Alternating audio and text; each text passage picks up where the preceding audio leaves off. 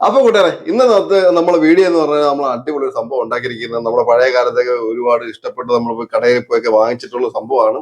ഇപ്പൊ അങ്ങനെ ആരും കടകളിലൊന്നും ഈ സംഭവം കച്ചവടമൊന്നും ഇല്ല.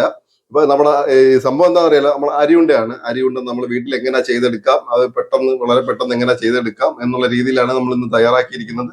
ഇന്നത്തെ വീഡിയോക്ക് എന്തായാലും നിങ്ങൾ ലൈക്ക് അടിക്കണം എന്ന് പറഞ്ഞാൽ, ഇത് ലൈക്ക് അടിക്കണം നേരത്തെ പറയുന്ന കാര്യം, ഇത് ലൈക്ക് അടിക്കും. നിങ്ങൾക്ക് വീഡിയോ ഇഷ്ടപ്പെടുന്ന എനിക്ക് ഉറപ്പുണ്ട്. അപ്പൊ ഇതെങ്ങനെ ചെയ്ത് നമുക്ക് കണ്ടിട്ട് വന്നാലോ, നേരെ വീഡിയോയിലേക്ക് പോയേക്കാം. അപ്പൊ നമ്മൾ ആദ്യം എടുത്തേക്കെന്ന് പറഞ്ഞാൽ നമ്മുടെ റേഷൻ അരിയാണ്. റേഷൻ അരി നമ്മൾ കഴുകി വൃത്തിയാക്കി ഊറ്റിയെടുത്ത് വെച്ചിരിക്കുകയാണ്. ഇനി നമുക്ക് പിന്നെ ഒന്ന് വറുക്കണം. അപ്പൊ നമ്മളൊരു പാൻ വെച്ച് കൊടുത്ത് നമുക്ക് അരിനകത്ത് ഇട്ട് കൊടുക്കാം. മീഡിയം ഫ്ലെയിമിനകത്ത് ഇട്ടിട്ട് നമുക്ക് പിന്നെ ഒന്ന് വറുത്തെടുക്കാം. നല്ലോണം മൊരിഞ്ഞ് വറുത്ത് വരണം. അപ്പൊ നമ്മൾ ഏകദേശം ഒരു 10-20 മിനിറ്റിനുള്ളിൽ ആയിട്ടോ നമ്മളിത് വറുക്കാൻ തുടങ്ങിയിട്ട്. അപ്പൊ ഏകദേശം നമ്മൾ വറുത്ത് റെഡി ആക്കിയിട്ടുണ്ട്. ഇനി നമുക്ക് പിന്നെ തണുക്കാൻ വേണ്ടി മാറ്റി വെക്കാം. അടുത്ത നമ്മൾ എടുത്തേക്കെന്ന് പറഞ്ഞാൽ ഒരു 150 ഗ്രാം കപ്പലണ്ടി നമ്മൾ തൊലിയൊക്കെ കളഞ്ഞെടുത്ത് വെച്ചിട്ടുണ്ട്. ഇതൊന്ന് നമുക്കൊന്ന് പൊടിച്ചെടുക്കണം. അതിനെ മിക്സിയിൽ ഒരു ചെറിയ ജാർ എടുത്തിട്ടുണ്ട്, നമുക്ക് ഇതിനകത്ത് ഇട്ടു. അപ്പോൾ നമ്മൾ പൊടിച്ചെടുത്തിട്ടുണ്ട്, നമുക്ക് ബൗളിലോട്ട് മാറ്റാം.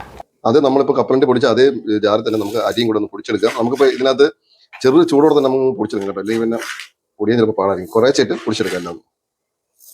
ഇത് നമ്മളൊരു വലിയ ബൗൾ എടുത്തിട്ടുണ്ട്. നമ്മൾ നാളെ ഇപ്പോൾ അരി നല്ലോണം പൊടിച്ച് നല്ല തരി പോലാക്കി എടുത്തിട്ടുണ്ട്. നല്ല മാവിൻ്റെ ആ രീതിയിൽ തന്നെ നമ്മൾ ആക്കി എടുത്തിട്ടുണ്ട്. ഇനി മൊത്തത്തിൽ നമുക്കൊന്ന് പൊടിച്ചെടുക്കാം. ഇപ്പൊ നമ്മളെല്ലാം പൊടിച്ചെടുത്തിട്ടുണ്ട്. ഇനി നമുക്ക് ഒരു 5 ഏലക്കയുടെ കുരു മാത്രമേ അതിനകത്ത് ചേർത്ത് കൊടുക്കുന്നുണ്ട്, ഒരു ഫ്ലേവറിന് വേണ്ടി. ഇനി നമ്മൾ നേരത്തെ പൊടിച്ച് വെച്ച് നമ്മുടെ കപ്പലണ്ടി ഇട്ട് കൊടുക്കാം. അടുത്ത് നമ്മൾ ചേർക്കാൻ പോകുന്ന അര മുറി തേങ്ങ നമ്മൾ തിരികെ എടുത്താണ് അതിട്ട് കൊടുക്കുക. ഇനി നമുക്ക് ശർക്കര ഇട്ട് കൊടുക്കാം. ഞാൻ ശർക്കര ശേവി എടുത്തിട്ടുണ്ട്. നമ്മൾ മണ്ണം ഒന്നും ഇല്ലാത്ത നല്ല ശർക്കരയാണ്. മധുരത്തിന് ആവശ്യമായിട്ടുള്ള ശർക്കര നമുക്ക് ഇട്ട് കൊടുക്കാം.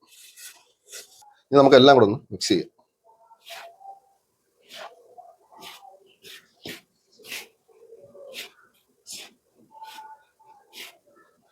നമ്മളപ്പോൾ എല്ലാം ഒന്ന് യോജിപ്പിച്ചെടുത്തിട്ടുണ്ട്. നമുക്കൊരു മയത്തിന് വേണ്ടി ഇതിനകത്തോട്ട് ഞാൻ കുറച്ച് ചൂടുവെള്ളം ഒഴിച്ചു കൊടുക്കുന്നുണ്ട്. നിങ്ങൾക്ക് വേണമെങ്കിൽ പാല ഒഴിച്ചാലും മതി, പാലാണ് കുറച്ചും കൂടെ നല്ലത്. നമുക്ക് ഉരുള പിടിക്കുമ്പോൾ ഒരു ഇതായിട്ട് തിരിക്കാൻ വേണ്ടി കുറച്ചൊന്ന് നനച്ചെടുക്കണം. നമ്മൾ പുട്ടുപൊടി പോലെ. പാലാണെങ്കിൽ അത്രയ്ക്ക് നല്ലത്. തോനെയൊന്നും വേണ്ട, ഒരു ശകലം വെള്ളം. അപ്പോൾ നമ്മൾ എല്ലാം കുറച്ച് റെഡിയാക്കി എടുത്തിട്ടുണ്ട്. ഇനി നമുക്ക് ചെറിയ ചെറിയ ഉരുളാക്കി എടുക്കണം. അപ്പോൾ ഈ നമ്മളിപ്പോൾ ഒന്ന് നനച്ചപ്പോഴത്തേക്ക് നല്ലൊരു മയം കിട്ടുക. കാര്യം എന്ന് പറഞ്ഞാൽ ഉരുള പിടിച്ചെടുക്കുക നമുക്ക് എളുപ്പത്തിൽ.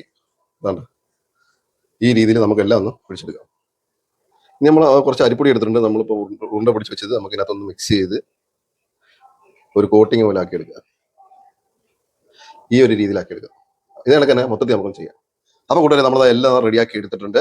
നിങ്ങൾക്ക് ഇഷ്ടപ്പെട്ടെന്ന് വിചാരിക്കുന്നു. ലൈക്ക് അടിക്കാൻ മറക്കല്ലേ കൂട്ടുകാരെ. ഇനി നല്ലൊരു പുതിയ വീഡിയോ ആയിട്ട് വീണ്ടും വരാം.